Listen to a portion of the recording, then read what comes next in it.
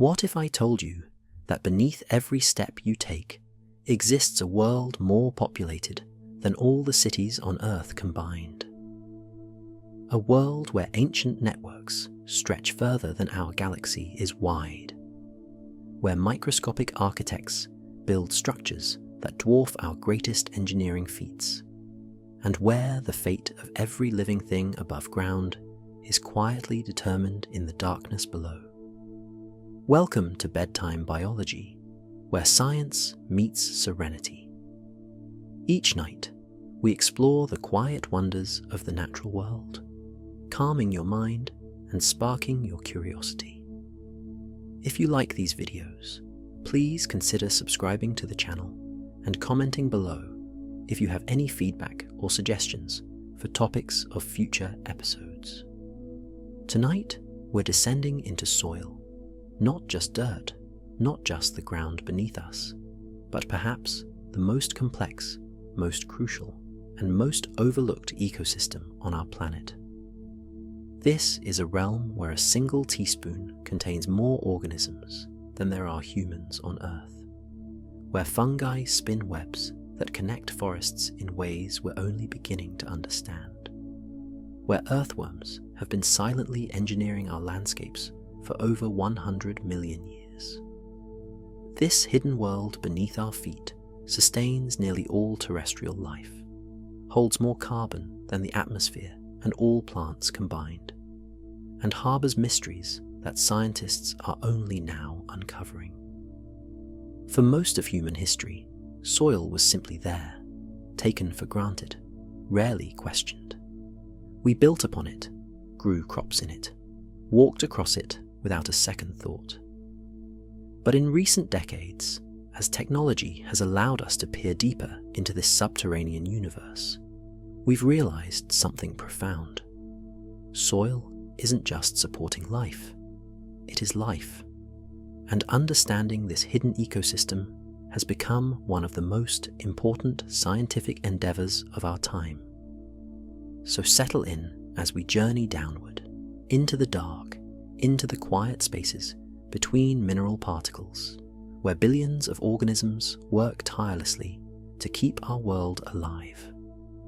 Some of what you'll hear tonight might surprise you. Some might change how you see the ground beneath your feet forever.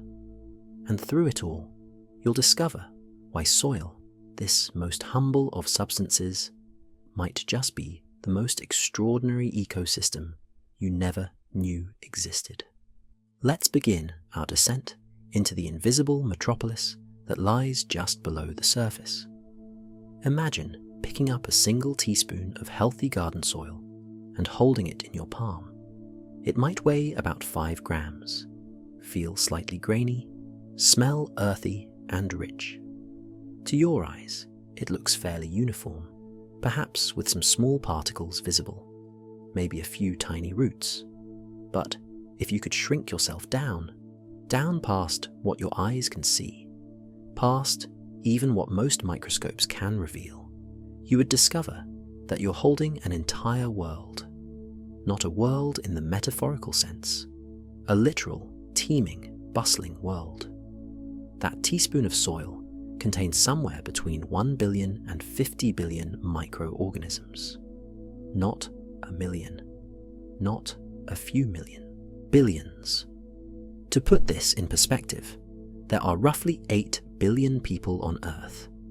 A single teaspoon of healthy soil can contain 6 times that many living bacteria alone. Add in the archaea, the fungi, the protozoa, the nematodes, the mites, the springtails, and countless other microscopic residents, and you're looking at a population density that makes the most crowded city seem empty by comparison. Scientists estimate that soil comprises approximately 25% of our planet's total biodiversity. 1/4 of all living diversity on Earth exists in what most people consider lifeless dirt. The numbers are staggering when you truly contemplate them. Current estimates suggest there are somewhere around 1 billion bacterial species on our planet, though only a tiny fraction have been formally described and named. Most of these bacterial species live in soil. In a single gram of soil, you might find anywhere from 2,000 to 10,000 different bacterial species, each one filling its own unique ecological role, each one part of an incomprehensibly complex web of interactions. The bacteria are the most numerous residents of soil, but they're far from alone. Fungi thread through the spaces between soil particles, creating networks that can stretch for kilometers. These aren't the mushrooms we see above ground. Those are merely the fruiting bodies, the reproductive structures. The real body of a fungus consists of thin threads called hyphae, woven together into structures called mycelium. 1 gram of soil can contain up to 90 meters of fungal hyphae, invisible filaments finer than the finest thread, creating a 3-dimensional maze through the soil matrix. These fungal networks are so extensive that in the top 10 centimeters of soil across the entire planet, there are an estimated 450 quadrillion kilometers of mycorrhizal mycelium. That's roughly half the width of our entire Milky Way galaxy, all contained in just the uppermost layer of Earth's soil. Then there are the archaea, microorganisms that look superficially like bacteria, but are genetically quite distinct, representing an entirely separate domain of life. Long thought to live only in extreme environments like hot springs and deep sea vents, we now know archaea are abundant in soil, playing crucial roles in nutrient cycling that we're only beginning to understand. They can make up as much as 5% of soil microbial communities, which translates to hundreds of millions of individual cells in that teaspoon you're holding. The protozoa, single-celled organisms more complex than bacteria, glide through the thin films of water coating soil particles, hunting and consuming bacteria by the thousands. There might be 10,000 to 100,000 protozoa in a single gram of soil, each one a predator in its own right, each one helping to regulate bacterial populations and, crucially, releasing nutrients that plants can use when they digest their bacterial prey. Without these microscopic hunters, many nutrients would remain locked up inside bacterial cells, unavailable to the plants above. Nematodes, microscopic roundworms, are everywhere in soil. Some feed on bacteria, some on fungi, some on other nematodes, and some on plant roots. A square meter of grassland soil might contain 3 to 5 million nematodes in just the top 15 centimeters. They're so numerous and diverse that scientists estimate they make up approximately 80% of all animal life on Earth. Most are smaller than a millimeter long, living their entire lives in the spaces between soil particles. Yet, they're essential players in nutrient cycling and soil health. And then there are the larger, though still mostly invisible, residents. Springtails, tiny arthropods that can jump many times their body length, graze on fungi, and help break down organic matter. Mites of countless species scurry through soil pores, some eating decaying plant material, others hunting smaller organisms. These members of the soil mesofauna, organisms between 0.2 and 2 millimeters in size, are themselves incredibly diverse, with thousands of species in any given soil system. This incredible diversity isn't random or chaotic. Each organism, from the smallest bacterium to the largest earthworm, occupies a specific niche, performs specific functions, and interacts with other organisms in intricate ways. They form food webs of extraordinary complexity, webs where energy and nutrients flow through multiple trophic levels, where predators keep prey populations in check, where mutualists exchange resources, where competitors vie for limited resources, and where the waste products of some organisms become the food source for others. What's perhaps most remarkable is that we're still discovering new species in soil at an astonishing rate. Every time scientists sample soil from a new location, or even from a previously studied location using improved techniques, they find organisms that have never been described before. Some estimates suggest we've catalogued less than 1% of soil microbial diversity. We're living on a planet whose most diverse ecosystem remains largely unexplored, its residents mostly unknown, its functions still revealing themselves to us piece by piece. These organisms don't just happen to live in soil. They create it, maintain it, and give it the properties that make terrestrial life possible. Without this invisible metropolis, soil would be little more than ground-up rock, incapable of supporting the lush ecosystems we see above ground.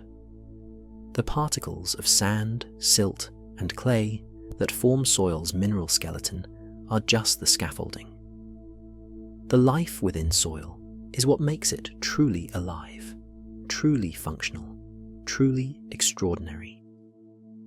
If bacteria and fungi are soil's invisible multitudes, earthworms are its most visible labourers, the engineers whose work shapes the very structure of the ground beneath our feet. These seemingly simple creatures, long dismissed as mere worms, are actually some of the most important animals on the planet, so crucial to soil health and ecosystem function that the great naturalist Charles Darwin devoted his final book to studying them. In 1881, near the end of his life, Darwin published The Formation of Vegetable Mold Through the Action of Worms. It might seem an odd choice for someone who had revolutionized biology with his theory of evolution, but Darwin recognized something profound. It may be doubted, he wrote, if there are any other animals which have played such an important part in the history of the world as these lowly organized creatures. He had spent years observing earthworms in his garden, measuring how much soil they moved, tracking how they buried objects, calculating their collective impact. What he discovered amazed him. Earthworms move soil, not just a little, not occasionally. They move soil constantly, on scales that seem impossible for creatures so small and soft. A single earthworm, over the course of a year, can move 15 to 30 times its own body weight in soil through its digestive system. They consume soil, extract nutrients from organic matter within it, and excrete the processed material as castings. These castings, the formal name for earthworm feces, are not just waste. They're packets of nutrients rich in nitrogen, phosphorus, and potassium, with improved structure and water-holding capacity compared to the soil they consumed. The castings are pH neutral, which helps balance soil acidity, and they contain beneficial bacteria that enhance soil health even further. The scale of earthworm activity becomes apparent when you consider population densities. In a healthy grassland or forest, there might be 50 to 500 earthworms per square meter. In extremely productive soils, numbers can reach 1,000 or more per square meter. These populations collectively produce castings at rates that sound fantastical. Annual rates of earthworm casting production typically range from 5 to 250 metric tons per hectare, depending on the ecosystem. To put this in perspective, earthworms in a hectare of healthy soil can bring between 5 and 40 tons of soil to the surface every single year. Over decades and centuries, earthworms essentially plough the entire upper layer of soil, mixing it, aerating it, enriching it. This is why Darwin called them nature's ploughs. But earthworms do far more than just consume and excrete soil. They dig. As they move through the ground, they create tunnels, networks of burrows that fundamentally alter soil structure. These burrows serve multiple critical functions. First, they create pathways for air to enter the soil. Soil organisms, including plant roots, need oxygen to survive. In compacted soil, oxygen can't penetrate far below the surface, severely limiting biological activity. Earthworm burrows, some extending several meters deep, allow oxygen to reach these deep layers. Second, the burrows create channels for water infiltration. When rain falls, instead of running off the surface or pooling, water can drain through earthworm burrows, recharging deeper soil layers and aquifers. Soils with healthy earthworm populations absorb water 10 times faster than soils without them, dramatically reducing erosion and runoff. Third, plant roots use earthworm burrows as easy paths to penetrate deep into the soil, accessing water and nutrients that would otherwise be unreachable. A root following an earthworm tunnel can grow faster and deeper than one forcing its way through compact soil. There are actually 3 main functional groups of earthworms, classified by where and how they live. Epigeic earthworms live in the leaf litter and surface soil, rarely burrowing deeply. They're typically smaller, darker in colour, and specialise in breaking down fresh organic matter. These are the earthworms you find when you lift a log or rake through leaves. Endogeic earthworms live entirely within the soil, creating horizontal burrows and feeding on soil organic matter. They're typically pale-coloured since they never come to the surface, and they're responsible for much of the mixing of organic matter into mineral soil. Anisic earthworms are the largest, the ones we most commonly see. They create permanent vertical burrows that can extend several meters deep, emerging at night to pull leaves and other organic matter down into their burrows. These are the earthworms that Darwin watched so carefully in his garden. The impact of these 3 groups working together is transformative. They break apart large pieces of organic matter, making it accessible to smaller organisms. They mix organic matter from the surface deep into the soil profile, distributing nutrients vertically. They create aggregates, small clumps of soil particles bound together by the mucus they secrete and the castings they produce, giving soil better structure, better water retention, and better resistance to erosion. They regulate microbial populations by consuming vast numbers of bacteria and fungi, then spreading surviving microbes throughout the soil in their castings. They even affect soil pH, helping to neutralize both acidic and alkaline soils toward neutral ranges that most plants prefer. The relationship between earthworms and soil microorganisms is particularly fascinating. Earthworm guts are, in themselves, tiny ecosystems. As soil passes through an earthworm's digestive system, microbial populations shift dramatically.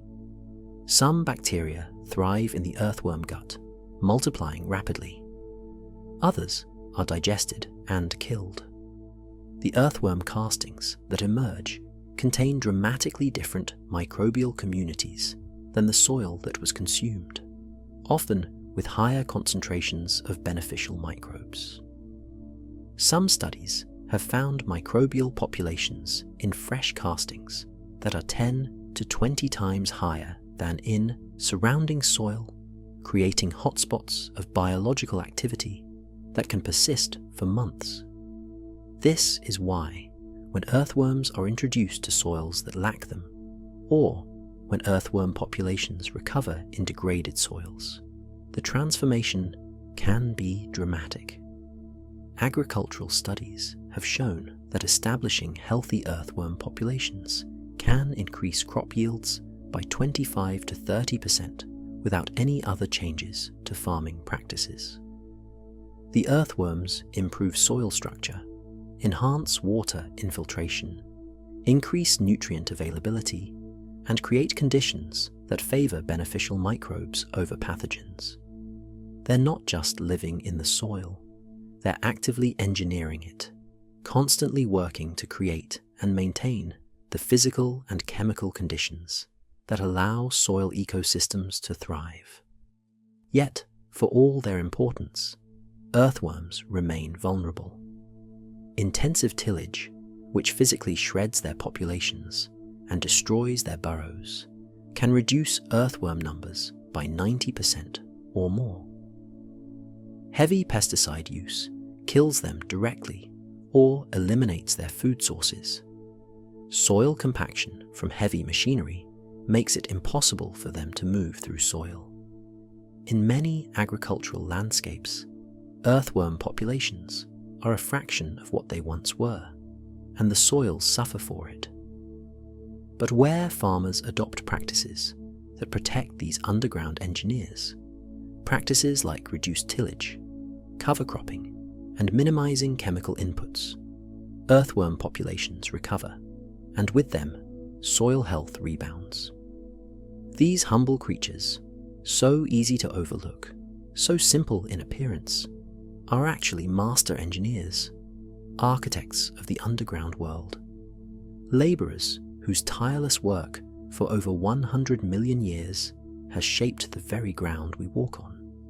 Without them, without their constant churning and mixing and burrowing, much of the world's soil would be dramatically different, far less fertile, far less able to support life. They are, as Darwin recognized, one of the most important groups of animals in Earth's history, deserving not just our attention, but our protection and gratitude. Beneath the visible world of earthworms and insects lies an even more intricate network, an underground economy where energy and nutrients flow through chains of consumption, transformation, and renewal. This is the soil food web, a concept that helps us understand how all these countless organisms interact, how energy captured by plants eventually fuels the entire underground world, and how nutrients locked in complex organic molecules become available to new generations of life.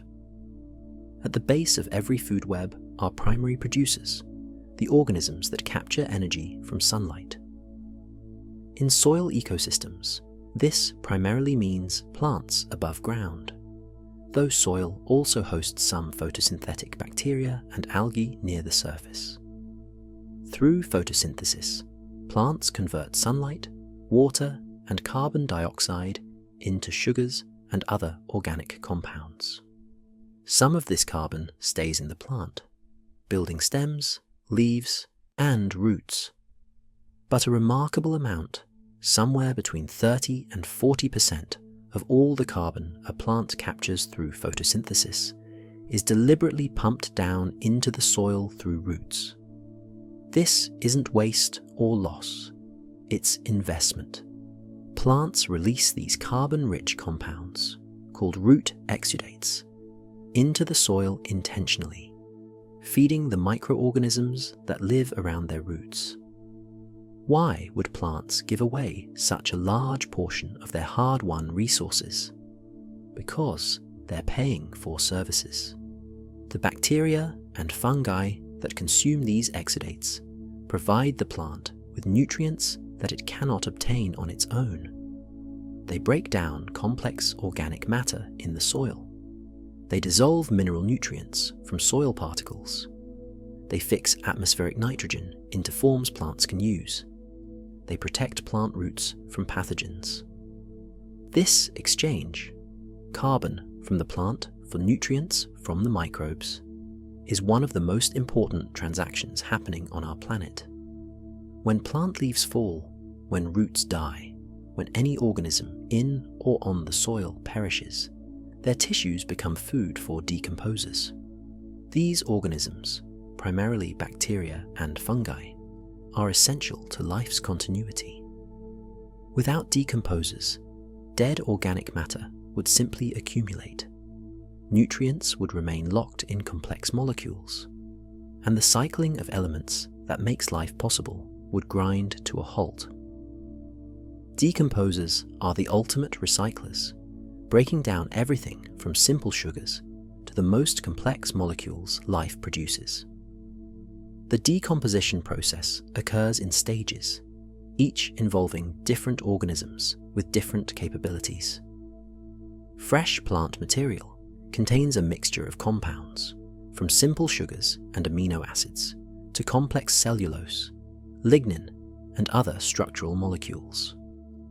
The simple compounds are consumed first, typically by bacteria that reproduce rapidly and can quickly exploit this easily digestible food source. As these simple compounds are consumed, the decomposing material becomes dominated by more resistant molecules. Cellulose, the main structural component of plant cell walls, requires specialized enzymes to break down.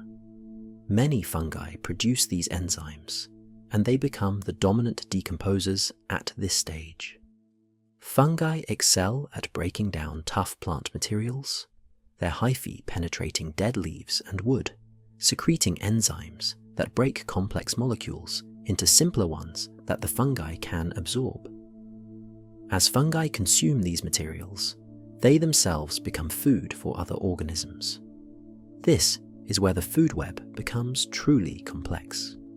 Bacteria and fungi, the decomposers, are consumed by bacterial-feeding and fungal-feeding organisms. Protozoa are major bacterial predators, swimming through water films in soil, engulfing bacteria by the thousands. Nematodes, those microscopic roundworms, include both bacterial feeders and fungal feeders among their ranks. Many mites and springtails graze on fungi, consuming hyphae and spores. These primary consumers, the organisms that eat decomposers, are themselves consumed by predators. Predatory nematodes hunt other nematodes, piercing their prey with sharp stylets and consuming their body contents. Predatory mites hunt other mites and springtails. Centipedes, small beetles, and other mesofauna hunt through the soil, consuming whatever they can catch. At the top of the soil food web sit larger predators, ground beetles, spiders, shrews, moles, creatures that feed on the smaller inhabitants of the soil ecosystem. At every step in this food web, every time one organism consumes another, energy is transferred and nutrients are transformed.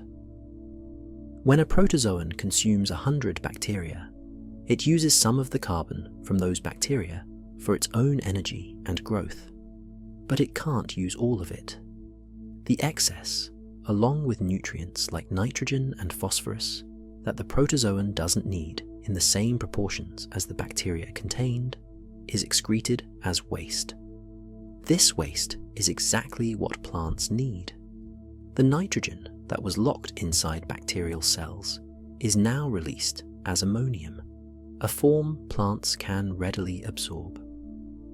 Estimates suggest that predators in the soil food web are responsible for releasing 30 to 40% of the plant available nitrogen in soil. This pattern repeats at every level of the food web. Bacteria consume organic matter and immobilize nutrients in their biomass. Protozoa and nematodes consume bacteria and release excess nutrients. Predatory organisms consume the bacterial feeders and release more nutrients. This constant consumption, digestion, and excretion at every level keeps nutrients cycling, moving from unavailable forms in dead organic matter or within microbial biomass to available forms that plants can use. There's a concept in soil ecology called the sleeping beauty paradox, which beautifully illustrates the importance of this food web. Microorganisms in soil are not very mobile, and they're often not very active. Without something to wake them up, to disturb them, to force them to become active, many soil microbes simply wait, dormant, conserving energy. Larger organisms, the fauna that move through soil, play this awakening role. Earthworms churning through soil, mites and springtails crawling across surfaces. These larger organisms disperse microbes, break apart aggregates, expose new surfaces, and generally create disturbances that activate the microbial community. Without this fauna, the sleeping beauty of soil's microbial potential might never fully awaken. The food web also provides redundancy and resilience. In healthy soil, multiple species fill each role. Many species of bacteria can decompose simple sugars. Many species of fungi can break down cellulose. Many species of protozoa feed on bacteria. This functional redundancy means that if one species declines or disappears, others can potentially fill its role, maintaining ecosystem function even in the face of disturbance or change. Soil with high diversity is more resilient, more stable, better able to continue functioning when conditions change or when stresses occur. The energy that drives all of this comes ultimately from the sun, captured by plants, invested into soil through root exudates and dead plant material, then flowing through an elaborate network of consumption and transformation. Carbon moves from plants to microbes to microbial predators to predators of those predators, gradually being released as carbon dioxide back to the atmosphere through respiration at each step. Nutrients move from organic matter to microbes to predators to plants, cycling continuously. Nothing is wasted. Everything is used, transformed, passed along, recycled. The soil food web is nature's perfect circular economy, billions of years in the making, functioning with an efficiency that human systems can only aspire to achieve. Perhaps the most astonishing discovery about soil in recent decades is that plants don't exist as individuals, at least not entirely. Beneath the surface, linked by an invisible network of fungal threads, plants across entire landscapes are connected, sharing resources, exchanging signals, and functioning more like a community than a collection of individuals. This network, sometimes called the Wood Wide Web, represents one of nature's most sophisticated information and resource distribution systems, and it's built and maintained by organisms invisible to the naked eye. The network is formed by mycorrhizal fungi, from the Greek words myco, meaning fungus, and rhiza, meaning root. These fungi form symbiotic partnerships with plant roots, associations so ancient and so fundamental that they may have been essential for plants to colonize land in the first place. Fossil evidence suggests these partnerships formed over 475 million years ago, predating the evolution of roots themselves. Early plants, more like modern mosses, likely couldn't have survived on land without fungal partners to help them extract nutrients from bare rock and primitive soil. Today, mycorrhizal fungi partner with an estimated 80 to 90% of all plant species. The relationship is elegantly simple in concept, though astonishingly complex in execution. The fungus colonizes the plant's roots, either forming a sheath around them or actually penetrating root cells. The plant provides the fungus with sugars and other carbon compounds produced through photosynthesis. The fungus, in return, provides the plant with water and nutrients, particularly phosphorus and nitrogen, that it gathers from the soil through its vast network of hyphae. The scale of this fungal network is difficult to comprehend. In a single gram of soil, there can be up to 90 meters of fungal hyphae. These hyphae, individual threads, just a few micrometers in diameter, are far thinner than the finest roots, allowing them to penetrate tiny pores in the soil that roots cannot access.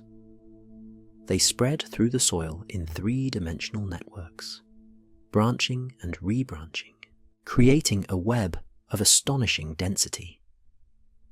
When you scale this up to consider entire landscapes, the numbers become almost incomprehensible. Scientists estimate that in the top 10 centimeters of soil across the planet, there are approximately 450 quadrillion kilometers of mycorrhizal mycelium. That length is roughly half the width of the Milky Way galaxy. This mycelial network doesn't just connect individual plants to fungi. Because fungal networks can extend for meters, and because individual fungi can connect to many plants, the network physically links multiple plants together. A single fungus might connect dozens of plants. Many fungi might connect with a single plant. The result is an underground web where plants that might appear separate and individual above ground are actually interconnected below ground, sharing fungal partners. And through these shared fungal connections, something remarkable happens. Resources move between plants. Carbon captured by one plant can be transferred through the fungal network to another plant. This isn't theft or parasitism, at least not always. In forests, large, well-established trees have been shown to transfer carbon to small seedlings growing in their shade. Seedlings that can't photosynthesize enough on their own to survive. This subsidy from adult trees to seedlings helps maintain forest regeneration. The direction of carbon flow can even change seasonally. Research on paper birch and Douglas fir trees growing together showed carbon moving from birch to fir in the spring, when fir trees are budding, but birch leaves haven't yet unfurled, then reversing in summer when birch is in full leaf, but fir in the understory is shaded, then shifting again in fall as birch loses its leaves. The network also carries information. When one plant is attacked by insects or infected by pathogens, it can send chemical signals through the fungal network. Neighboring plants receiving these signals can then activate their own defense mechanisms before the threat reaches them. Plants connected by mycorrhizal networks have been shown to produce higher levels of defensive compounds when a neighbor is attacked, even though they themselves haven't been attacked yet.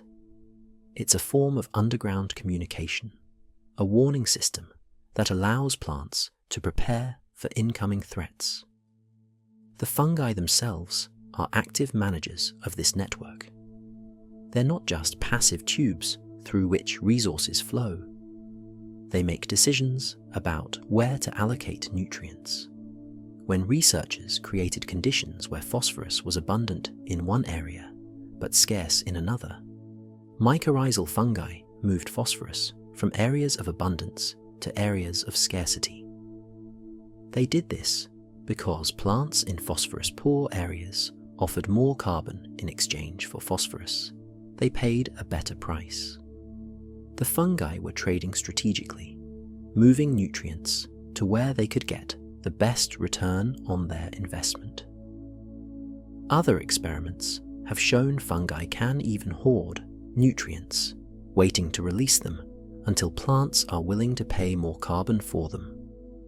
There are two main types of mycorrhizal partnerships. Ectomycorrhizal fungi form a sheath around root tips and extend hyphae into the soil. They're most commonly associated with trees in temperate and boreal forests, conifers, oaks, beeches, birches. Arbuscular mycorrhizal fungi, the more ancient and widespread type, actually penetrate root cells, forming tiny tree-like structures called arbuscules inside the cells where nutrient exchange occurs.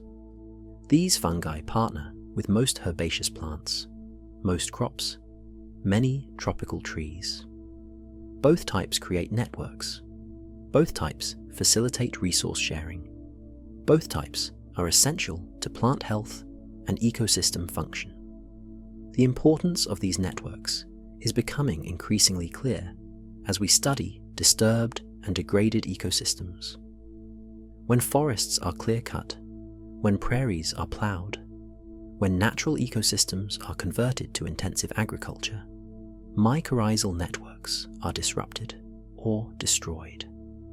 Plants lose their connections, their support systems, their communication networks. They become truly individual, forced to survive on their own resources without the subsidy and information that the network provided. Productivity often declines.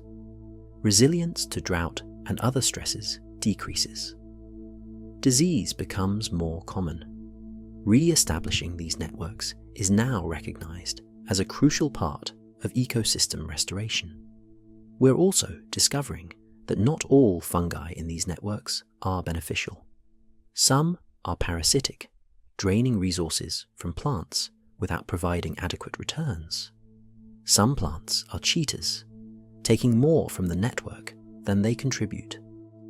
The underground world contains cooperation and competition, mutualism and exploitation, complex interactions that we're only beginning to unravel. What we thought was a simple exchange, carbon for nutrients, turns out to be a sophisticated marketplace where fungi and plants negotiate, trade, sometimes cooperate, sometimes cheat, all linked together in networks that span landscapes and connect ecosystems in ways we never imagined. This mycelial internet, this wood wide web, has been functioning for hundreds of millions of years, long before humans existed, long before our own networks of communication were even conceivable. We're walking above one of nature's most sophisticated networks every day, usually unaware of its existence, rarely considering its importance. But it's there, in every forest, in every grassland, in every ecosystem, where plants and fungi have forged their ancient partnership, quietly connecting, quietly communicating, quietly sharing, an underground network that puts our human networks to shame. Where roots and soil meet, where plant and earth interface, exists a zone unlike anywhere else in the soil ecosystem. This is the rhizosphere, a term coined in 1904 by German agronomist Lorenz Hiltner to describe the narrow region of soil directly influenced by plant roots. It might extend only a millimeter or two from the root surface. Yet, within this thin zone, biology explodes. Microbial populations soar to densities 5 to 100 times higher than the surrounding bulk soil, and the chemical environment transforms completely. The rhizosphere represents one of the most active biological zones on the planet, a hotspot where more interactions per unit volume occur than almost anywhere else in nature. The root is not a passive organ that simply sits in soil and absorbs whatever nutrients happen to be nearby. Plant roots are active, dynamic, constantly probing their environment, constantly releasing signals, constantly recruiting, manipulating, and communicating with the microbial world around them. The key to this activity is root exudation, the release of organic compounds from roots into the surrounding soil. Plant roots release a staggering diversity of compounds. Simple sugars like glucose and fructose flow from roots in quantities that would seem wasteful if we didn't understand their purpose. Organic acids, amino acids, vitamins, enzymes, hormones, secondary metabolites, all are secreted into the rhizosphere. The composition of these exudates isn't random. It varies by plant species, by plant age, by soil conditions, by time of day, even by what's happening in the leaves high above ground. Plants adjust their exudate composition in response to nutrient deficiencies, to pathogen attacks, to environmental stresses. They're not just dumping excess compounds, they're broadcasting precise chemical signals. The amount of carbon plants invest in this exudation is enormous. Current estimates suggest that between 30 and 40% of all carbon a plant fixes through photosynthesis is released through its roots as exudates. Think about that for a moment. Nearly half of a plant's energy budget is spent on feeding and communicating with soil microorganisms. This is not a trivial cost. This is a major investment that must provide substantial returns. And indeed, it does. The microorganisms attracted to the rhizosphere are called rhizobacteria and rhizosphere fungi, and they're specially adapted to life in this nutrient-rich zone. The rhizosphere is dominated by fast-growing bacteria that can quickly exploit the flush of simple sugars from roots. Proteobacteria are particularly abundant, but you also find high numbers of actinobacteria, bacteroidetes, and firmicutes. These aren't random assemblages. Plants actively select which microbes colonize their rhizosphere through the specific mix of compounds they release. Some root exudates are attractants, chemicals that draw beneficial microbes toward roots through a process called chemotaxis. Bacteria and fungi can sense gradients of these attractants and swim or grow toward higher concentrations. Other exudates are repellents, chemicals that actively discourage or kill potential pathogens. Plants can effectively design the composition of their rhizosphere microbiome by adjusting their exudate profile. When a plant is attacked by a pathogen, it can change its exudate chemistry to recruit beneficial microbes that antagonize that pathogen. When a plant is deficient in a particular nutrient, it can release exudates that specifically attract microbes capable of providing that nutrient. The root tip is particularly active in exudation. As the root grows through soil, cells at the root cap slough off, creating a trail of dead and dying cells behind the advancing tip. These border cells and the mucilage they produce represent a significant portion of total root exudation, sometimes accounting for 10% or more of carbon released by roots. These border cells serve multiple functions. They help the root penetrate soil by lubricating its path. They trap and bind pathogens, preventing them from reaching living root tissue.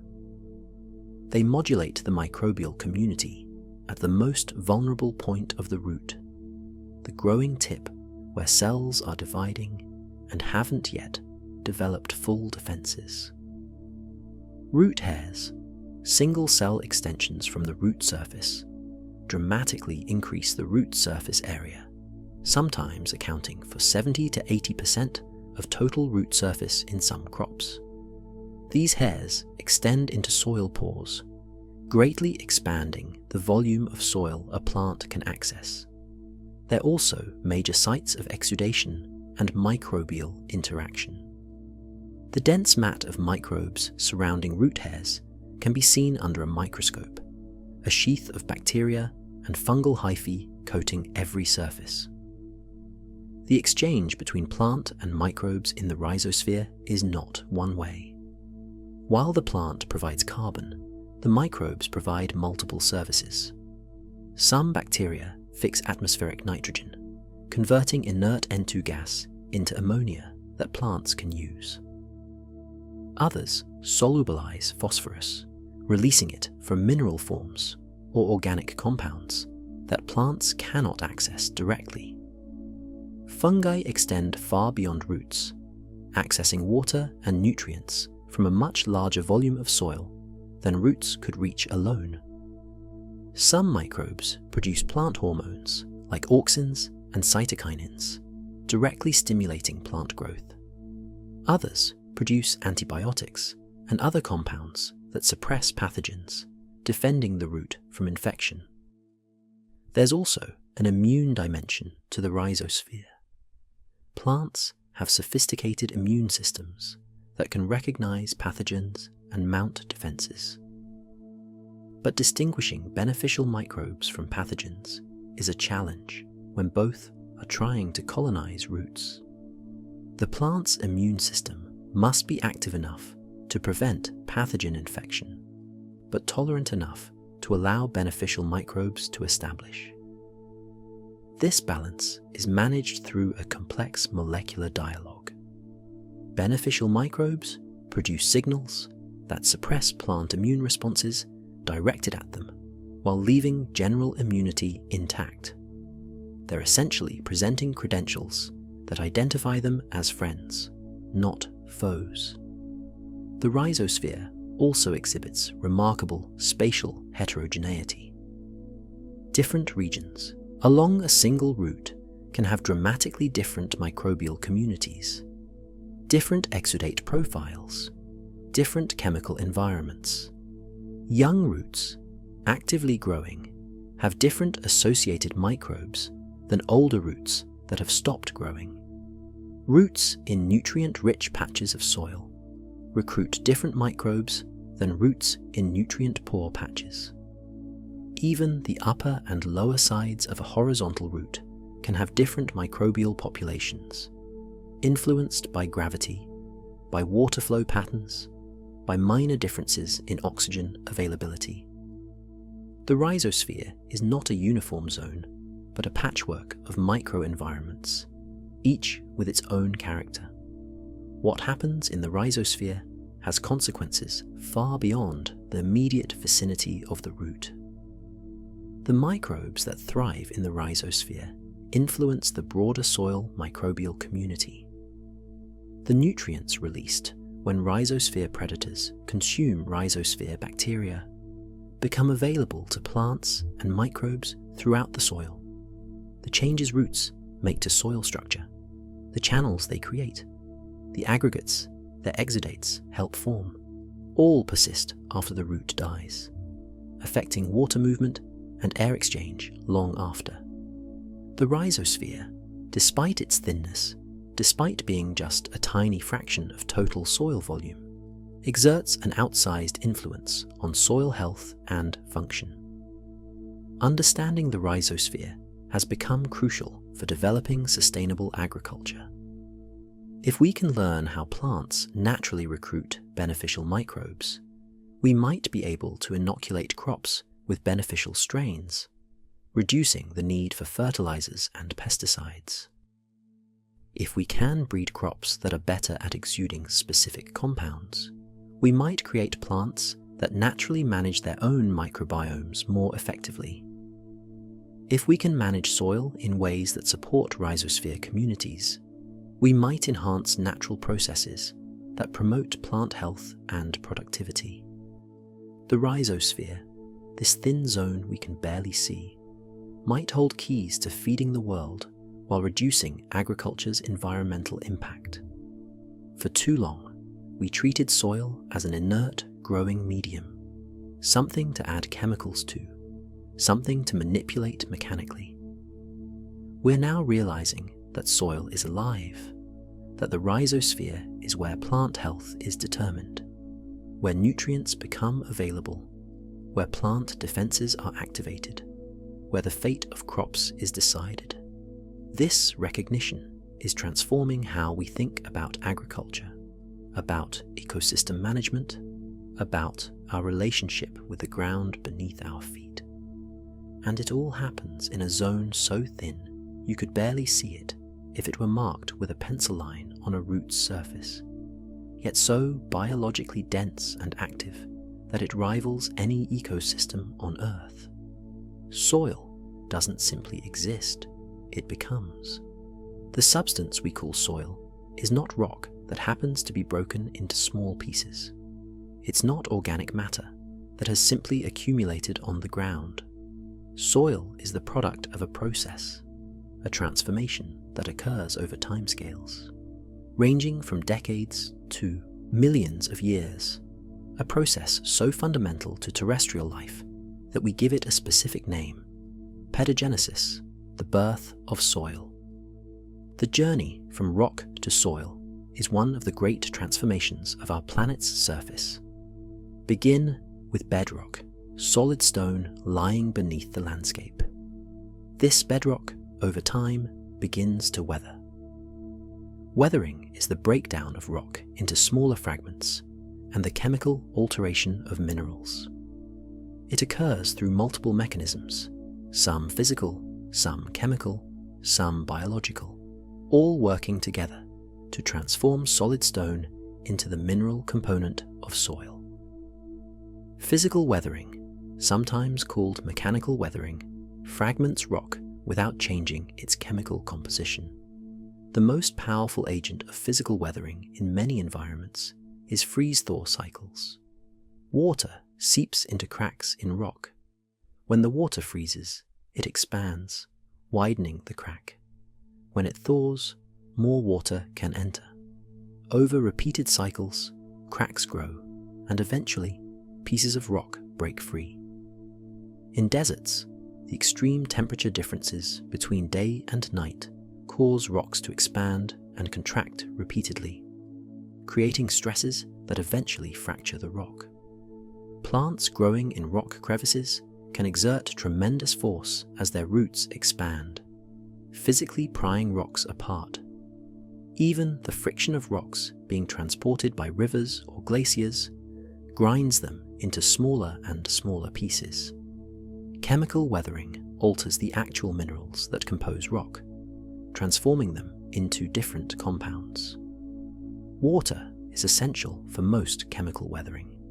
Even pure water can dissolve some minerals, but water containing dissolved carbon dioxide, forming weak carbonic acid, is far more effective. This carbonation process is particularly important in weathering limestone and other carbonate rocks. Rainwater absorbs carbon dioxide from the atmosphere and from soil air, where microbial respiration produces high CO2 concentrations. This slightly acidic water reacts with minerals, dissolving some components, altering crystal structures, creating new minerals. Hydrolysis, the reaction of minerals with water molecules, breaks down many rock-forming minerals, particularly feldspars, which are abundant in granite and other common rocks. The feldspars gradually transform into clay minerals, releasing potassium, sodium, calcium, and other elements in dissolved form. These dissolved elements can be taken up by plants, leached deeper into the soil, or recombined to form new minerals. Oxidation, the reaction with oxygen, is visible in the red and yellow colors of many soils, colors produced by iron oxides, essentially rust, formed as iron-bearing minerals weather. Biological weathering combines physical and chemical processes, but involves living organisms. Lichens, among the first organisms to colonize bare rock, produce acids that etch rock surfaces, creating tiny pockets where other organisms can later establish. Tree roots, as they grow, can split solid rock, while the organic acids they and their associated microbes produce chemically weather minerals. The humic acids, produced as organic matter, decomposes are particularly effective weathering agents. Perhaps most importantly, by holding moisture against rock surfaces, by creating environments where freeze-thaw cycles are more frequent, by producing carbon dioxide that acidifies soil water, organisms dramatically accelerate weathering rates compared to purely abiotic processes. As rock weathers, it produces regolith, a layer of loose, unconsolidated material covering bedrock. But regolith is not yet soil. Soil formation requires the addition of organic matter and the development of horizons, distinct layers with different properties. The first plants to colonize weathered rock begin adding organic matter to the surface. When these plants die, their remains accumulate and begin to decompose. This organic matter provides food for bacteria, fungi, and eventually larger organisms. As these organisms consume organic matter, they incorporate some of its carbon and nutrients into their own biomass. When they die, their remains add to the organic matter pool. Over time, a dark surface layer forms, rich in partially decomposed organic matter. This is the beginning of an A horizon, a topsoil layer where organic matter mixes with mineral particles. As water percolates downward through this developing a horizon, it carries dissolved and suspended materials with it. Some clay particles, having been created by the chemical weathering of primary minerals, are small enough to remain suspended in water and be transported downward. This process, called alluviation, gradually removes clay from the A horizon. The clay accumulates lower in the profile, forming a B horizon characterized by higher clay content than the layers above and below it. Similarly, iron and aluminum oxides produced by weathering can be mobilized and transported downward, accumulating in the B horizon. These processes, addition of organic matter at the surface, weathering of minerals throughout the profile, and translocation of materials from upper to lower horizons, create the layered structure that characterizes developed soil. The time required for this differentiation varies enormously. In tropical regions with high rainfall and temperature, intense chemical weathering can produce well-developed soil profiles in a few thousand years. In cold, dry regions, soil development may take tens of thousands of years or more to produce distinct horizons. The factors controlling soil formation were identified in the 1940s by soil scientist Hans Jenny, who proposed that soil properties are a function of 5 factors: climate, organisms, topography, parent material, and time. Each factor influences soil formation in specific ways. Climate, particularly temperature and precipitation, affects weathering rates and biological activity. High temperatures accelerate chemical reactions.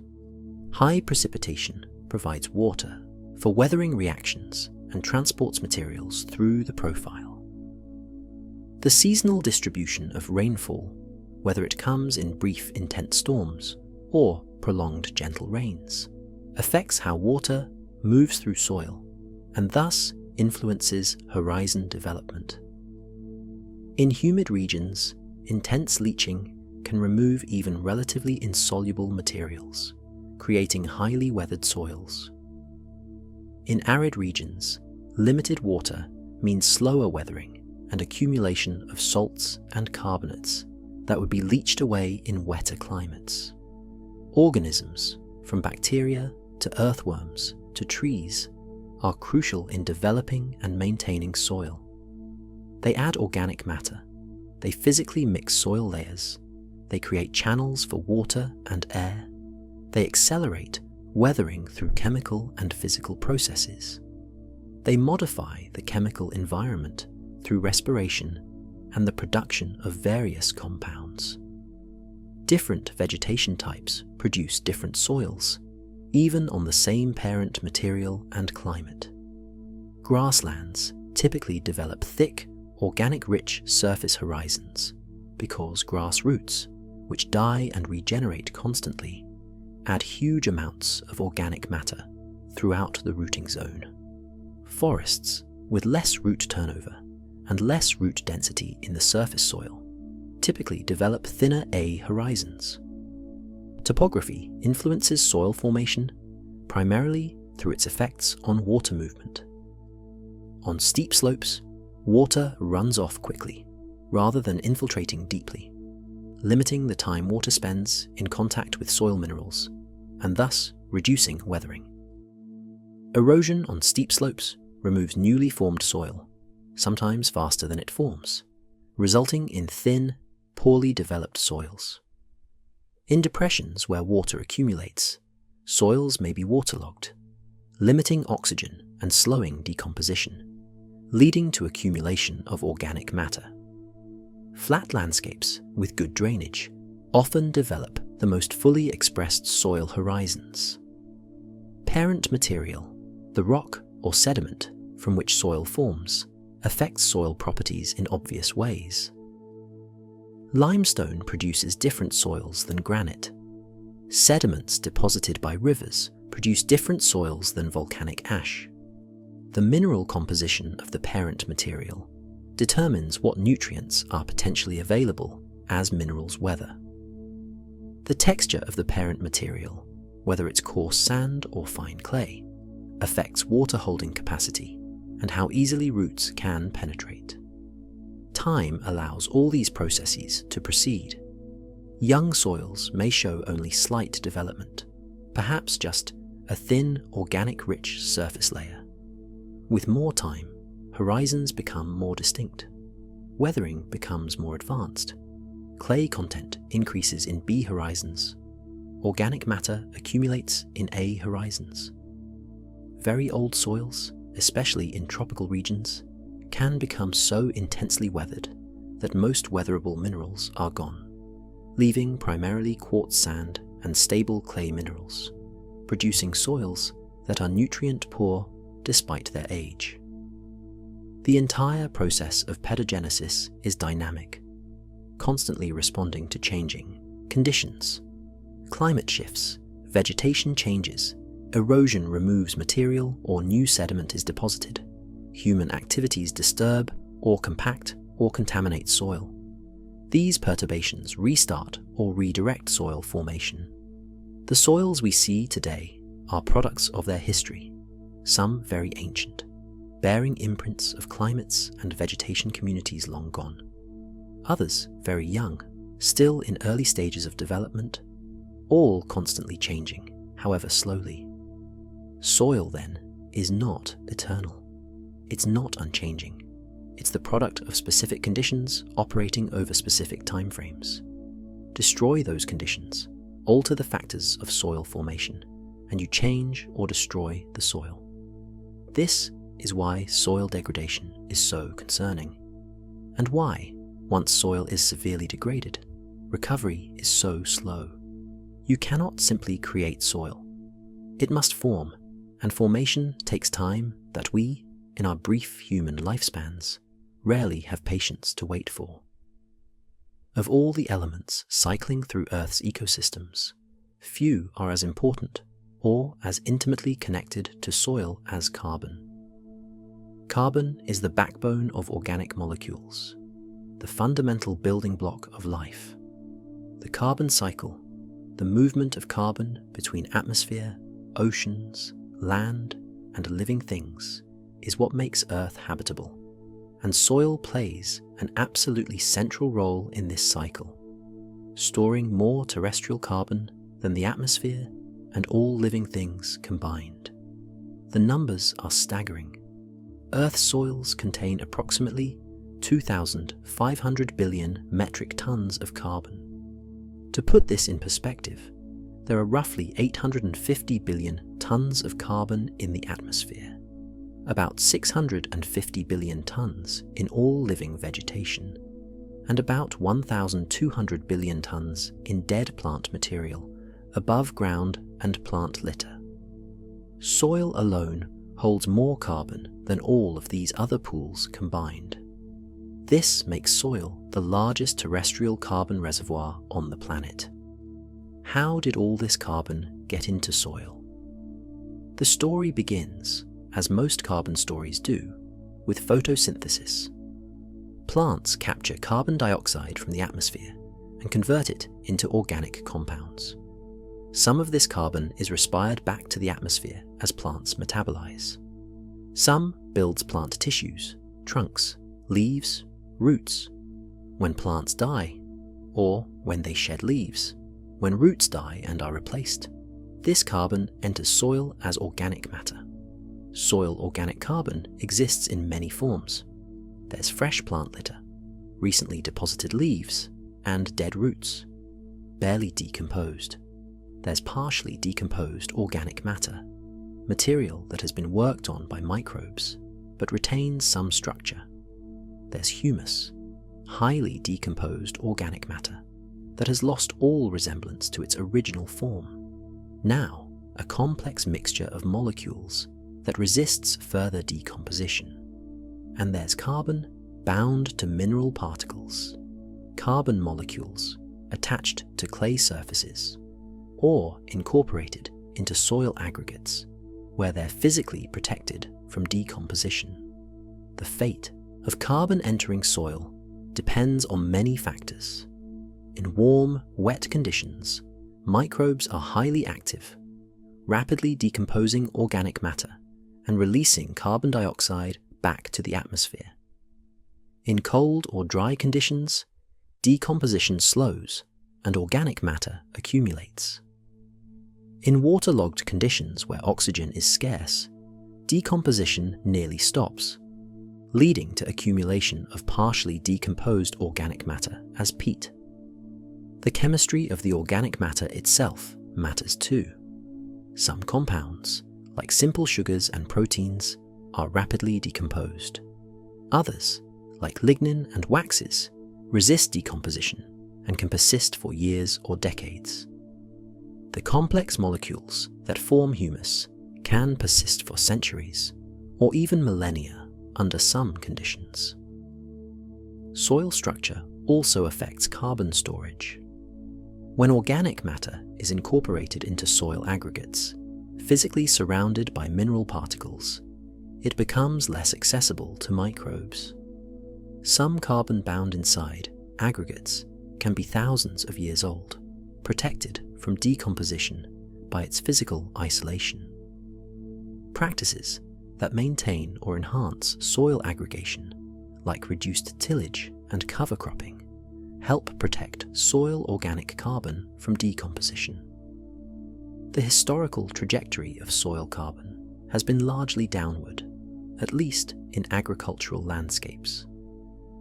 When native grasslands are ploughed, when forests are cleared for farming, the disruption of soil, the increase in decomposition rates due to aeration and the warming of bare soil, and the reduced input of organic matter from crops compared to natural vegetation, all lead to rapid losses of soil carbon.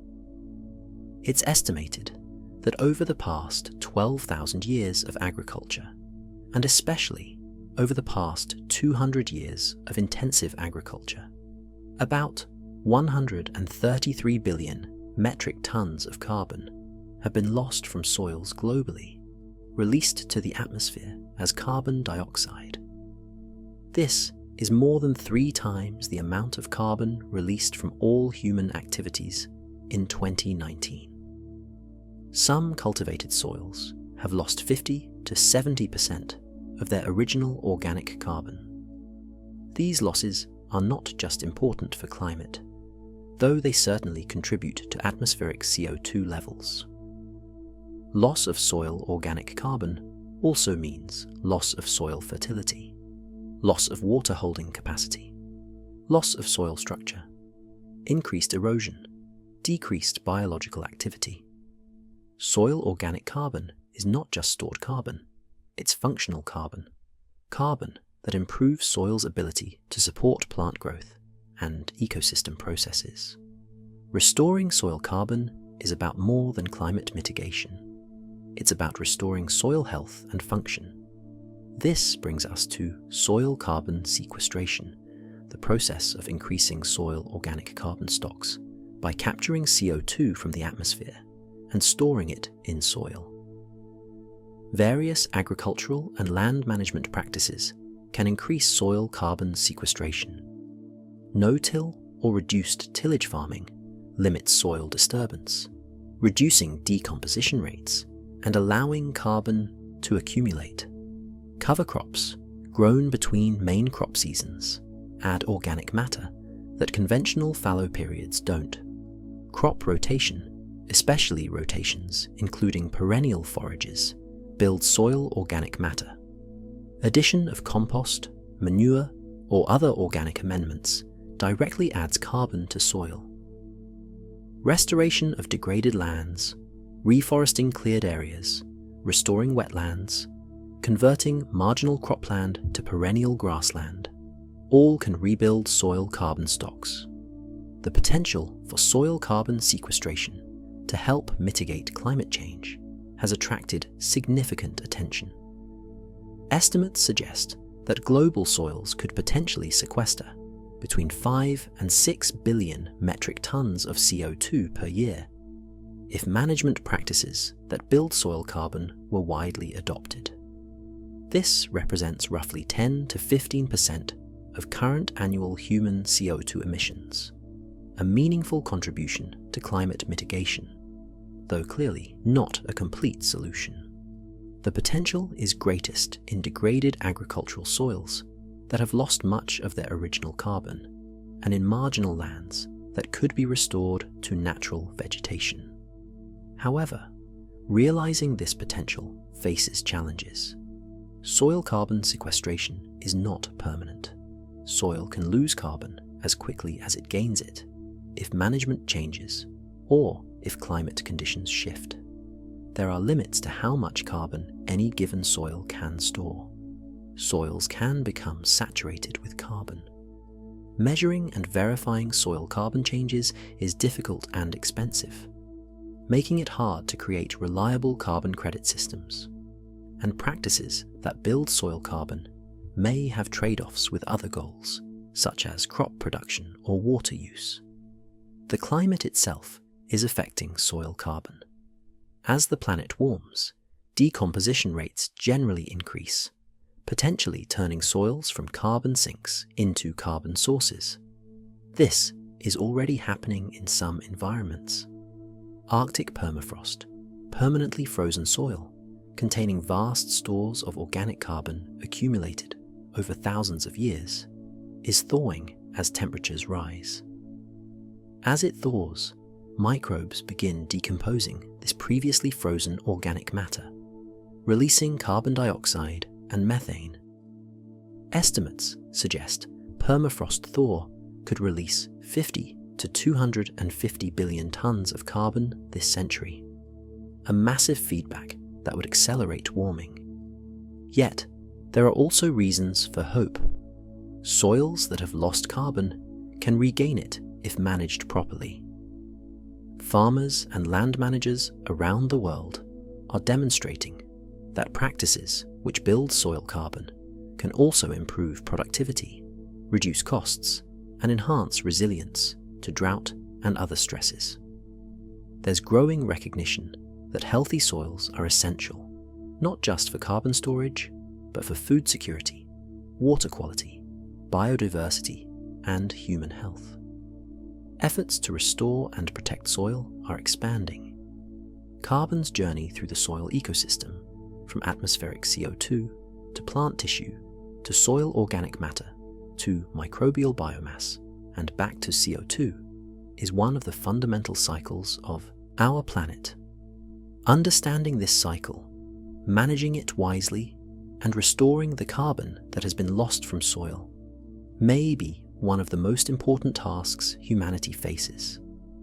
And every action we take that affects soil, from how we farm to how we manage landscapes, to how we build and develop land, affects this carbon cycle in ways that ripple out to influence climate, ecosystems, and human well-being for generations to come.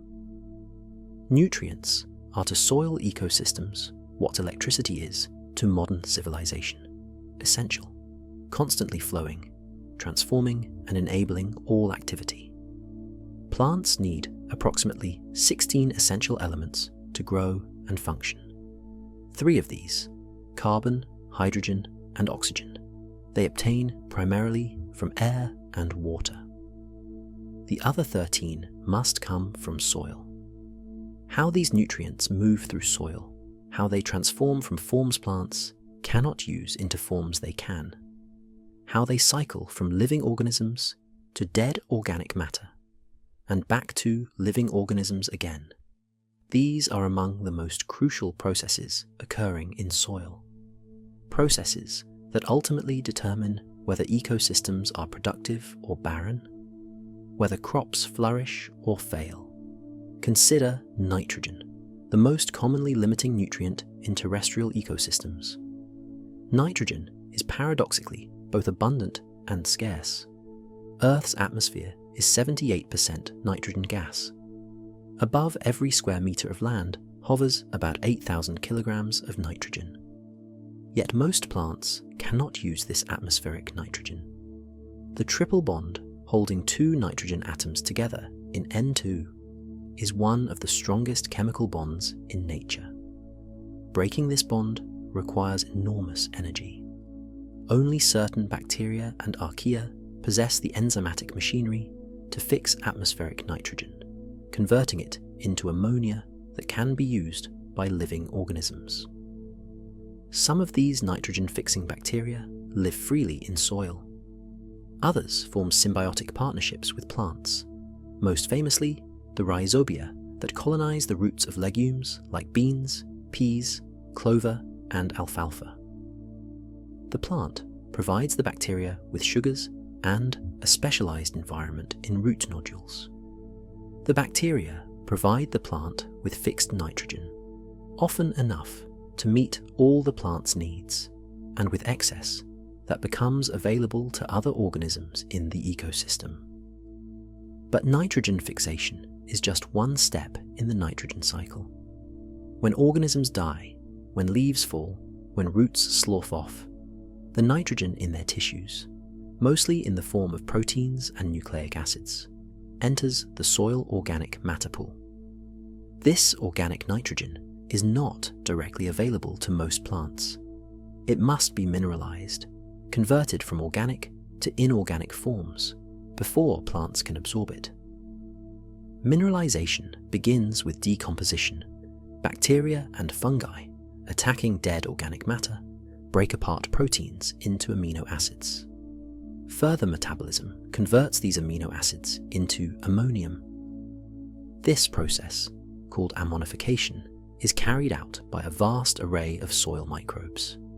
The ammonium released is water-soluble and can be absorbed by plant roots. However, in most soils, ammonium doesn't remain as ammonium for long. Another group of bacteria, the nitrifiers, oxidize ammonium to nitrite, and then to nitrate. This two-step process, nitrification, is carried out by specialized bacteria that obtain energy from these oxidations. Nitrate, like ammonium, can be absorbed by plants. In fact, in most soils, nitrate is the form in which plants take up most nitrogen. However, nitrate is very soluble in water and does not bind to soil particles the way ammonium does. This means nitrate is easily leached from soil by percolating water, a major pathway of nitrogen loss from ecosystems. Nitrate can also be converted back to nitrogen gas by yet another group of bacteria, the denitrifiers, in a process called denitrification. When soil becomes waterlogged and oxygen-starved, denitrifying bacteria use nitrate as an alternative to oxygen in their metabolism, producing nitrogen gas and nitrous oxide as byproducts. Both gases escape to the atmosphere, and the nitrogen is lost from the soil. Nitrous oxide is also a potent greenhouse gas, hundreds of times more effective at trapping heat than carbon dioxide, making denitrification a concern not just for soil fertility, but for climate. The nitrogen cycle in soil thus involves multiple transformations: fixation bringing nitrogen in from the atmosphere, mineralization converting organic nitrogen to inorganic forms, nitrification converting ammonium to nitrate, immobilization incorporating inorganic nitrogen into microbial biomass, denitrification converting nitrate back to gas, and leaching removing dissolved nitrogen from the system. The balance between these processes determines nitrogen availability for plants. Phosphorus cycling, while also complex, differs in key ways from nitrogen cycling. There's no significant atmospheric pool of phosphorus. Instead, phosphorus enters ecosystems through the weathering of rocks. Most rock-forming minerals contain small amounts of phosphorus, and as these minerals weather, phosphorus is slowly released. However, phosphorus is highly reactive. In acid soils, it binds tightly to iron and aluminum oxides. In alkaline soils, it forms insoluble calcium phosphates. In either case, most soil phosphorus is in forms plants cannot directly absorb. Phosphorus availability is where mycorrhizal fungi particularly excel. The fungal hyphae produce organic acids and enzymes that solubilize phosphorus from mineral surfaces and decompose organic phosphorus compounds. The fungi absorb the released phosphorus and transport it through their hyphae to plant roots. Plants colonized by mycorrhizal fungi can access far more phosphorus than plants relying solely on root uptake. In fact, many plants are phosphorus limited without mycorrhizal partners. Other organisms also play critical roles in phosphorus cycling. Phosphate solubilizing bacteria produce acids that dissolve phosphorus-containing minerals.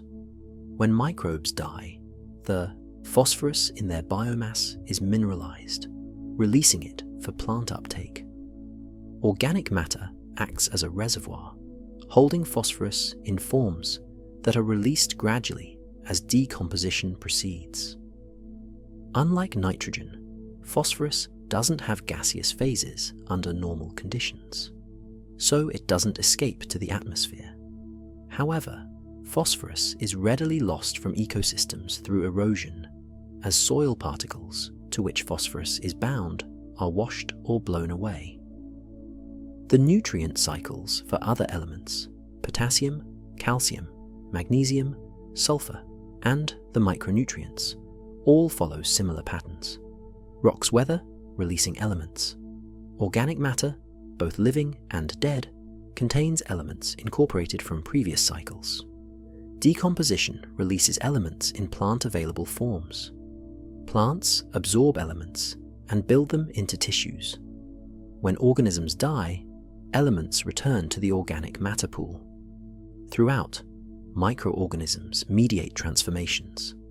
Mycorrhizal fungi facilitate uptake, and the interactions between organisms, organic matter, and minerals determine what's available when.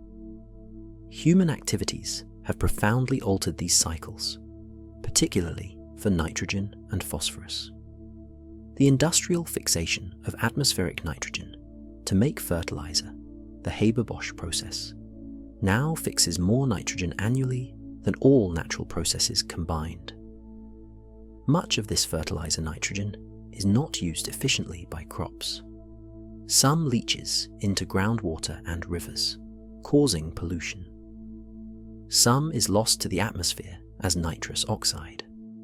The excess nitrogen flowing through agricultural landscapes has created dead zones in coastal waters, contaminated drinking water sources, and contributed to greenhouse gas emissions. Similarly, phosphorus mining and use in fertilizers has mobilized phosphorus at rates far exceeding natural weathering. Because phosphorus binds so tightly to soil particles, much of the phosphorus added as fertilizer doesn't reach crops but accumulates in soil or runs off into waterways, causing algal blooms and water quality problems. Yet phosphate rock, the source of most phosphorus fertilizer, is a finite resource, and accessible, high-quality deposits are being depleted. Understanding and managing nutrient cycles is essential for sustainable agriculture and ecosystem management. Practices that close nutrient loops, returning crop residues and manures to fields, using cover crops that capture nutrients that would otherwise be lost, minimizing tillage to reduce erosion, optimizing fertilizer timing and placement to improve efficiency, all can reduce nutrient losses while maintaining productivity. Restoring soil organic matter helps because organic matter acts as a slow-release reservoir of nutrients, supporting the biological processes of nutrient cycling, protecting earthworm populations, inoculating crops with mycorrhizal fungi and nitrogen-fixing bacteria, create systems that work with nature rather than trying to overcome it. The grand cycles of nutrients through soil, mediated by countless organisms, refined over millions of years of evolution, remain fundamental to life on Earth. Every atom of nitrogen in your body has likely cycled through soil many times. Every bite of food you eat contains nutrients that were once in soil, were taken up by plants, were perhaps consumed by animals, eventually returned to soil and cycled again. These cycles, invisible, complex, essential, are what make terrestrial life possible. And they all depend on soil, on the organisms within it, on the processes that we're only now beginning to fully understand and appreciate. For all its complexity, for all its importance, for all the life it sustains, soil is fragile, vulnerable to damage from the very species that depends on it most. Humans have been degrading soil for thousands of years, but the scale and speed of soil degradation have accelerated dramatically in recent centuries. Today, soil degradation is recognized as one of the most serious environmental problems facing humanity, threatening food security, ecosystem health, and climate stability. The numbers are sobering. It's estimated that approximately 33% of the world's soil is already degraded to some degree. In some regions, the percentage is far higher. Each year, an area of soil roughly the size of Greece is lost to severe degradation. The rate of soil loss vastly exceeds the rate of soil formation in many agricultural regions. We're mining soil, extracting its fertility and structure faster than natural processes can restore them, a fundamentally unsustainable trajectory. Soil degradation takes many forms. Erosion, the physical removal of soil by water or wind, is the most visible and perhaps the most widespread. When vegetation is removed, when soil is left bare, when slopes are ploughed, wind and water can carry away topsoil. This isn't just moving dirt, it's removing the most fertile, organic-rich layer, the product of hundreds or thousands of years of soil formation. In severe cases, erosion can remove soil faster than an inch per decade. It sounds slow, but it's hundreds of times faster than soil forms. In the United States alone, soil erosion removes roughly 1.5 billion tons of soil from cropland annually. Compaction is another widespread problem. Heavy machinery, repeatedly driving over fields, compresses soil, squeezing out air spaces, increasing bulk density, making it difficult for water to infiltrate and for roots to penetrate. Compacted soils have reduced biological activity because organisms struggle in dense, low oxygen conditions. Crop yields decline.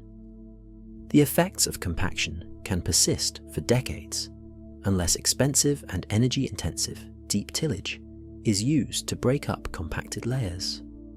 And even then, the improvement is temporary if the practices that caused compaction continue. Intensive tillage itself degrades soil in multiple ways. While tillage can have short-term benefits, breaking up compaction, Incorporating residues, killing weeds, the long-term effects are largely negative. Each time soil is tilled, organic matter is exposed to oxygen, speeding decomposition and releasing carbon dioxide to the atmosphere. Tillage destroys soil aggregates, the small clumps of mineral particles bound together by organic matter and microbial secretions that give soil good structure.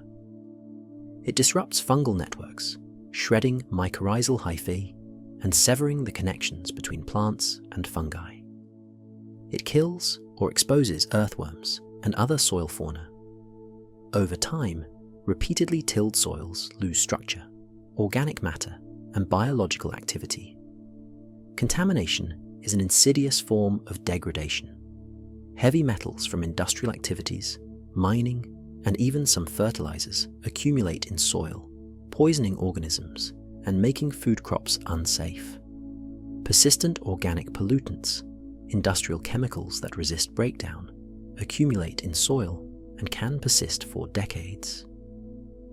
Excessive use of pesticides kills not just target pests, but beneficial organisms, simplifying soil food webs and reducing biological diversity.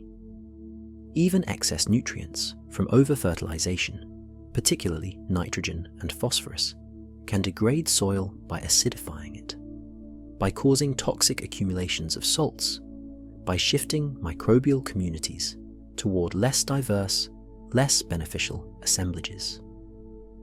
Loss of biodiversity is both a cause and consequence of soil degradation.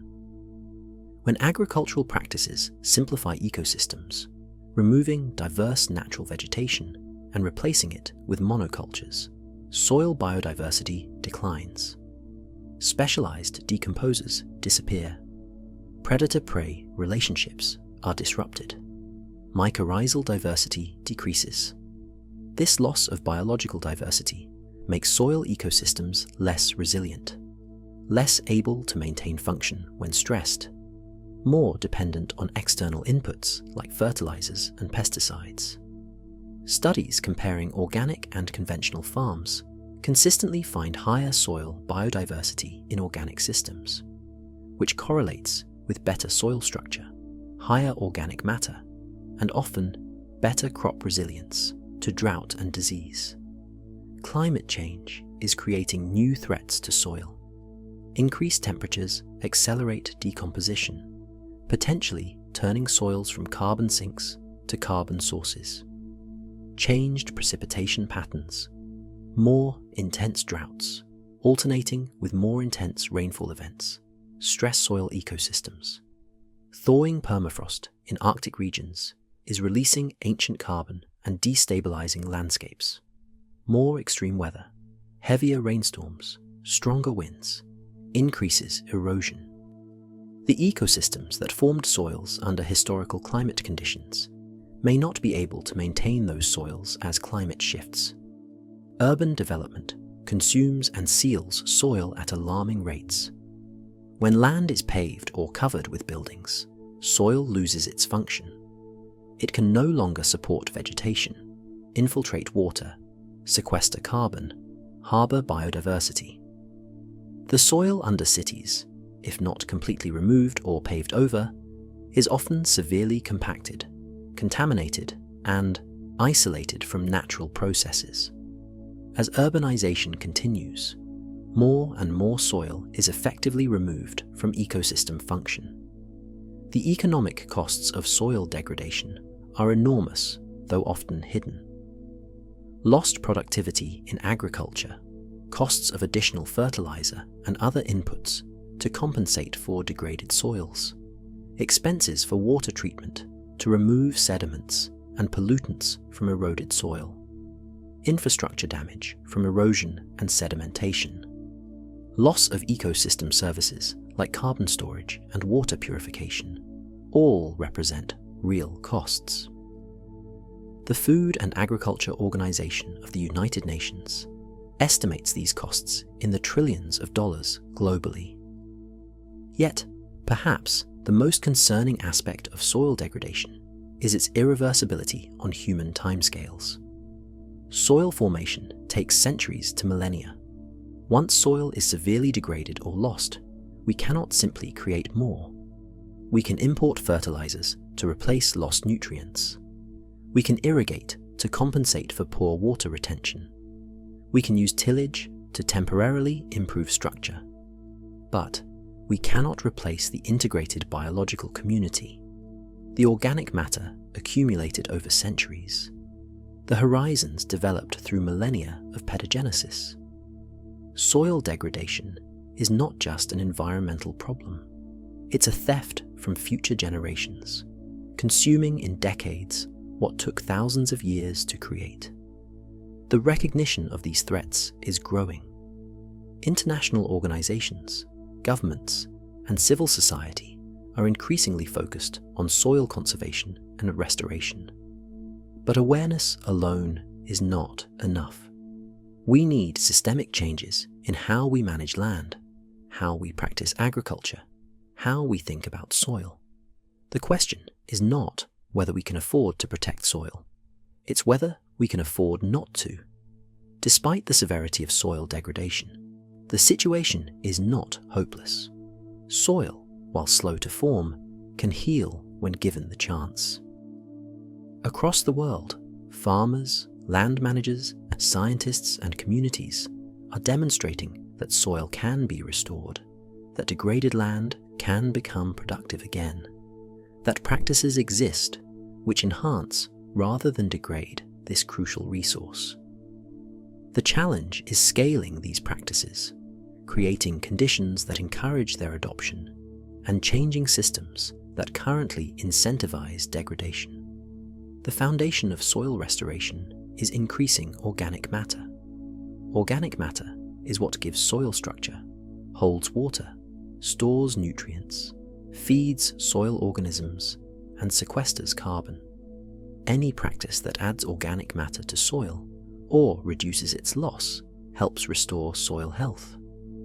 Cover crops, plants grown between main crop seasons specifically to protect and improve soil, are one of the most effective tools. Instead of leaving fields bare after harvest, farmers plant crops like rye, clover, or radishes. These cover crops protect soil from erosion. Their roots hold soil in place and create channels for water infiltration. They take up nutrients that would otherwise leach away, and when they die, they add organic matter. Some cover crops, particularly legumes, fix atmospheric nitrogen, essentially fertilizing the soil for the next crop. The benefits of cover crops are so consistent and so significant that they're increasingly being adopted even in conventional agriculture. Reducing or eliminating tillage is another crucial practice. No-till farming, where seeds are planted directly into residue from the previous crop without ploughing, allows soil structure to develop and persist. Mycorrhizal networks remain intact. Earthworm populations increase. Organic matter accumulates because it's not repeatedly exposed to oxygen by tillage. Water infiltration improves as continuous pores develop. After several years of no-till, soil structure can dramatically improve, and the benefits compound over time. Yields in no-till systems may be slightly lower in the first few years as soil adjusts, but long-term comparisons often show equal or better yields, especially during droughts, when better water retention in no-till soils maintains crop productivity. Crop rotation, growing different crops in sequence rather than the same crop continuously, provides multiple benefits. Different crops have different rooting depths, different nutrient requirements, different pest and disease pressures. Rotation breaks pest and disease cycles that build up when the same crop is grown repeatedly. It distributes nutrient extraction more evenly through the soil profile. Some rotations include deep-rooted crops that break up compaction layers. Rotations that include perennial forages, particularly legumes, can dramatically restore soil organic matter and nitrogen content. The improvement can be striking. Soils under perennial pasture for just a few years can show measurable increases in organic matter, biological activity, and structure. Adding organic amendments, compost, manure, plant residues, directly increases soil organic matter. Composting converts raw organic waste into stable, nutrient-rich material that benefits soil. The process kills pathogens and weed seeds while concentrating nutrients. Applied to soil, compost improves structure, water holding capacity, and provides a slow-release source of nutrients. It also dramatically increases microbial populations and diversity. The effects can persist for years. Similarly, returning crop residues to fields rather than removing them maintains the organic matter cycle. Even practices like allowing livestock to graze crop residues, returning nutrients through their manure, can be beneficial if managed to avoid overgrazing and compaction. Reducing chemical inputs, particularly pesticides, allows soil biological communities to recover. While targeted pest control may sometimes be necessary, blanket applications of broad-spectrum pesticides kill beneficial organisms along with pests. Soils in organic and low-input systems consistently show higher microbial biomass and diversity, more earthworms, better food web complexity. These biological communities provide ecosystem services, natural pest control, disease suppression, improved nutrient cycling that can reduce the need for chemical inputs, creating a positive feedback loop.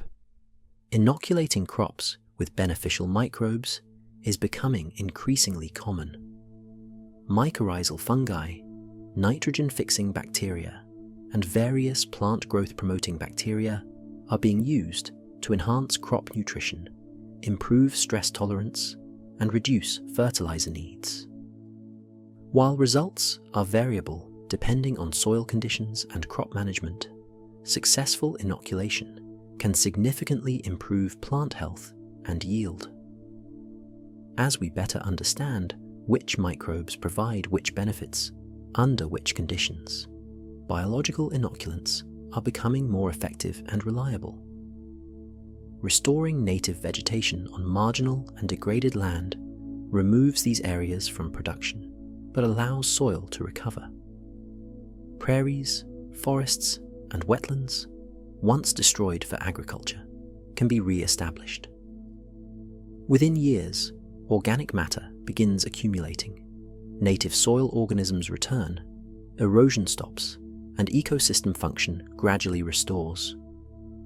In some cases, land that was marginally productive for crops becomes more valuable as restored ecosystem, providing wildlife habitat, water purification, flood control, and carbon sequestration services worth more than the modest agricultural production it could sustain.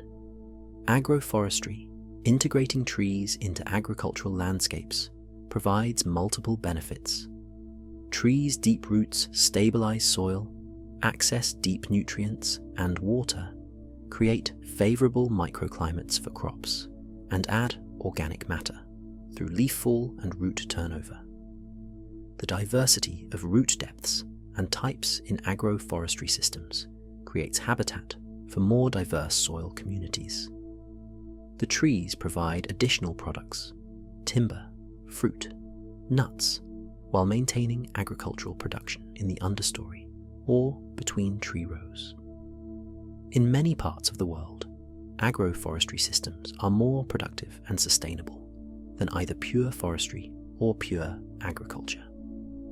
Managed grazing using livestock in ways that mimic natural grazing patterns can actually improve grassland soils. The key is frequent movement, preventing overgrazing of any area while allowing plants time to recover between grazing events. Animals consuming vegetation above ground stimulate root growth and root turnover below ground, adding organic matter to soil. Their manure and urine return nutrients. Their hooves create small disturbances that increase water infiltration. In well-managed grazing systems, soil organic matter can increase, grassland productivity improves, and the system becomes more resilient to drought. This stands in stark contrast to continuous grazing, which degrades soil by compacting it, reducing plant cover and concentrating nutrients in areas animals frequent while depleting them elsewhere. The science supporting these practices is robust and growing. The economic case is increasingly compelling as well. Farmers adopting regenerative practices often report reduced input costs for fertilizer and pesticides that equal or exceed any yield losses. Better water infiltration reduces irrigation needs or improves drought resilience. Higher soil organic matter improves workability, making operations easier and faster. Diversified operations spread risk and can tap multiple income streams. And there's growing market interest in products from regeneratively managed farms, potentially commanding premium prices. Yet, adoption remains slow in many regions. Barriers include the initial learning curve and potential transition period before benefits fully manifest, the structure of agricultural subsidies and markets that often favor commodity production over diversity, lack of technical support and education for farmers wanting to transition, and cultural inertia, the sense that this is how we've always done it. Overcoming these barriers requires multiple approaches: education and technical assistance, policy changes that reward conservation rather than production, market development that values sustainability, and building communities of practice where farmers can learn from each other's successes and challenges. What's becoming clear is that we have the knowledge and tools to restore soil health. The practices work. They're being proven on real farms and landscapes around the world. The question is not whether soil can be restored, but whether we will make the choices, individually and collectively, to restore it. Every hectare of regenerated soil is a step toward a more sustainable food system, a more stable climate, a more resilient landscape. The underground ecosystem can heal, given the chance. And in healing it, we heal something essential for our own future. Our journey through the soil ecosystem brings us back to the surface, back to where we began, standing on ground that now, perhaps, looks different than it did before. That seemingly simple dirt beneath our feet revealed itself to be anything but simple, a universe of its own, teeming with life, pulsing with chemical transformations, connected by networks of astonishing sophistication, shaped by processes operating across timescales from seconds to millennia. We discovered a world where a single teaspoon contains more organisms than all the humans on Earth, where earthworms, those lowly creatures Darwin celebrated, literally construct the ground we walk on, moving tons of soil annually, creating the very conditions that allow terrestrial life to flourish. We explored food webs of extraordinary complexity, where energy and nutrients flow through chains of consumption and transformation, where predators, hunting microscopic prey, release the nutrients that feed forests and crops. We encountered mycorrhizal networks spanning landscapes, connecting plants in symbiotic relationships 400 million years old, creating an underground internet that makes our human networks seem crude by comparison. We learned about the rhizosphere, that thin zone where plant roots meet soil, a hotspot of biological activity where plants invest nearly half their energy, budget feeding and communicating with microbes, where chemical dialogues between kingdoms determine the success or failure of ecosystems. We traced soil's birth, the slow transformation of rock into the layered structure we call soil, a process measured in centuries and millennia. We followed carbon and nutrients through their grand cycles, transformations that ultimately determine whether life thrives or struggles. And we confronted the threats to this hidden world, the degradation that has cost us a third of the world's soil, but also discovered the hope in restoration, the practices that can heal what has been damaged. Perhaps most importantly, we recognized that soil is not separate from us. Every breath we take, every bite we eat, depends on soil. The fertility of agricultural land, the purity of water supplies, the stability of climate, all flow from soil health.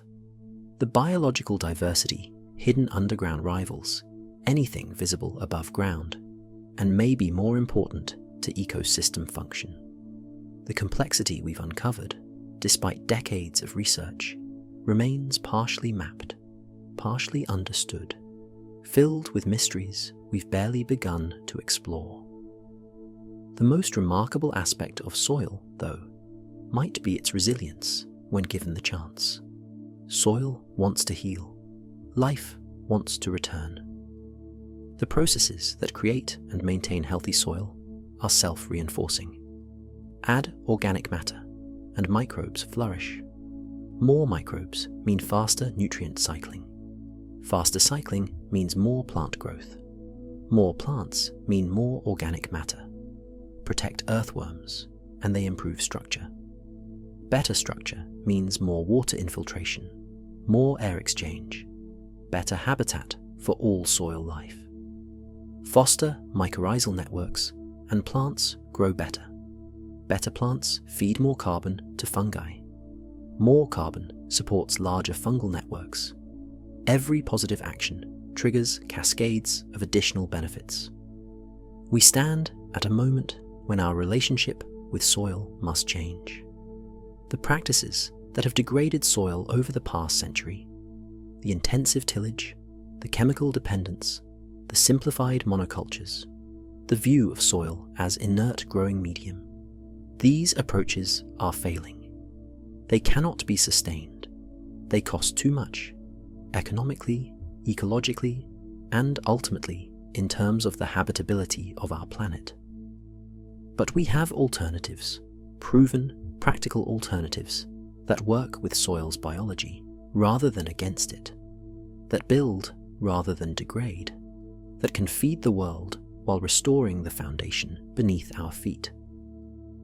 The choice before us is not complicated, though implementing it might be challenging. We can continue treating soil as something to exploit until it's exhausted, an approach with a clear endpoint and diminishing returns. Or we can treat soil as what it truly is, a living ecosystem that we're part of, that we depend on utterly, that deserves our respect and protection. We can farm and manage land in ways that restore soil health while producing food and fiber and timber. We can choose practices that sequester carbon, enhance biodiversity, purify water, and build resilience to climate change. The knowledge exists. The techniques are proven. What's required is the will to implement them and the wisdom to recognize that this hidden world beneath our feet deserves our attention, our care, our gratitude. So, the next time you walk across soil, pause for a moment. Consider what lies beneath. Billions of organisms, fungi spinning their networks, earthworms constructing highways, bacteria and archaea transforming elements, all working constantly to maintain the thin layer of living soil that makes terrestrial life possible. Think about the millions of years of evolution that created this complexity, the thousands of years required to build the soil now supporting your weight. Remember that you're walking on one of Earth's most important ecosystems, one that rivals any rainforest or coral reef in its biodiversity and importance, yet receives far less attention and protection. And if you're moved by what you've learned, if you feel differently about the ground beneath your feet, consider sharing that feeling. Talk to others about soil. Support practices and policies that protect and restore it. If you garden or farm, try practices that build soil health. If you buy food, support producers who care for their soil. Small actions aggregate. Choices compound. Every person who recognizes soil's importance, who acts on that recognition, contributes to the healing of this hidden world. Before we close, if these quiet explorations of nature's hidden wonders resonate with you, if these topics help you find calm at the end of your day, or simply spark your curiosity about the world beneath and around us, please consider subscribing to the channel. Your subscription helps these videos reach others who might find peace and fascination in science. And if you have suggestions for future topics, questions about what we've covered tonight, or just want to share your thoughts, leave a comment below. This community of curious minds grows one conversation at a time. Thank you for joining this journey underground, for your curiosity about the unseen, for your patience with complexity, for caring about this most humble and most essential ecosystem. The world of soil is vast and deep and endlessly fascinating. What we've covered tonight is merely an introduction, a first glimpse into the darkness beneath the light. There's so much more to discover, to understand, to protect. But every journey begins with a single step, or perhaps, in this case, with a single moment of paying attention to the ground beneath our feet. And in that attention, in that recognition of soil's importance, perhaps we can find the beginning of a renewed relationship with the earth, a relationship based not on exploitation, but on respect, not on taking, but on reciprocity, not on treating soil as dirt, but on honoring it as the living, breathing, irreplaceable ecosystem it truly is. Sleep well, knowing that beneath you, as you rest, an entire world continues its quiet work, the work that makes all life possible, the patient, persistent, essential work of soil. Good night.